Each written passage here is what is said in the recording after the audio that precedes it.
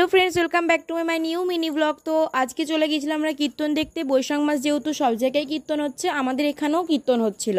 তো আমরা সকলে মিলে গিয়েছিলাম কীর্তন দেখতে। আজকে হচ্ছে কীর্তনের প্রথম দিন। তো দেখতে থাকো তোমরা পুরো ব্লগটা।